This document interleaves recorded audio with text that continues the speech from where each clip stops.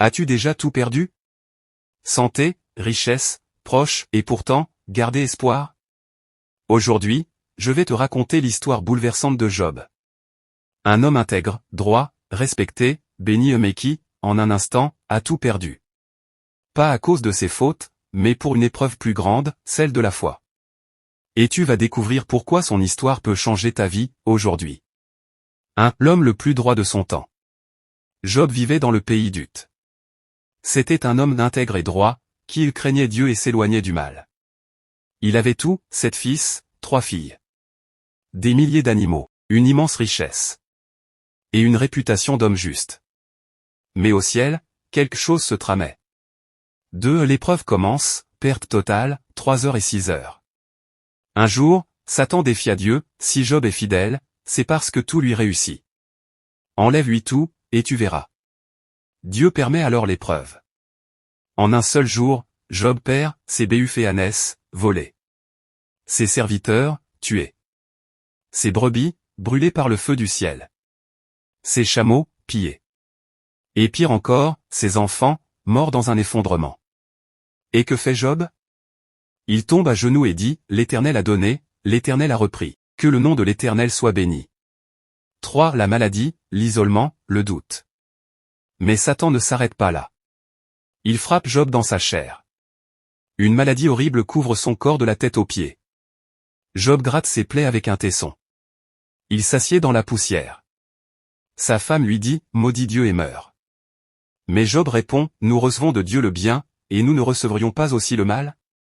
Puis viennent ses amis. Et au lieu de le soutenir, ils l'accusent. Pour eux, il doit avoir péché. Mais Job sait qu'il est innocent. Il souffre, il pleure, il se débat, mais il garde la foi. 4. La force de l'endurance. Ce qui rend Job admirable, ce n'est pas seulement sa patience. C'est sa confiance profonde malgré l'incompréhensible. Il dit, je sais que mon Rédempteur est vivant. Il parle à Dieu. Il questionne. Mais il ne renie jamais. Il ose dire ce que beaucoup pensent dans la douleur. Et c'est là toute sa grandeur, il reste vrai. 5. La réponse de Dieu. Dieu finit par répondre à Job.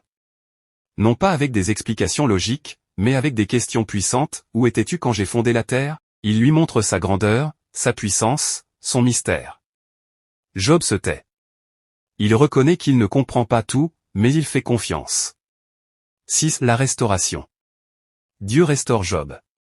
Il lui donne 2 fois plus de richesses qu'avant. Il lui accorde de nouveaux enfants. Et la Bible dit que Job vécut encore 140 ans. Il meurt vieux, comblé de jours. L'histoire de Job nous dit ceci, tu peux tout perdre, mais ne perds jamais ta foi. Les amis peuvent t'abandonner. La douleur peut te frapper sans raison. Mais si tu tiens bon, si tu restes fidèle, le Dieu de Job est aussi ton Dieu, et il n'oublie jamais ceux qu'il aime. Tu souffres peut-être aujourd'hui. Mais peut-être que ta restauration est plus proche que tu ne le crois. Job a tout perdu, mais il n'a jamais perdu sa foi. Et c'est cette foi qu'il a relevée. Il n'a pas compris pourquoi il souffrait, mais il a tenu bon. Et Dieu l'a restauré au-delà de ce qu'il avait perdu. Alors retiens ceci, tu peux perdre des choses dans la vie. Tu peux être brisé, incompris, abandonné.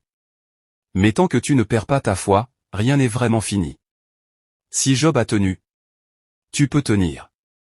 Et si Dieu l'a relevé, il peut te relever aussi. Si cette histoire t'a touché, like cette vidéo, partage-la à quelqu'un qui souffre, et abonne-toi pour ne jamais perdre la force d'avancer.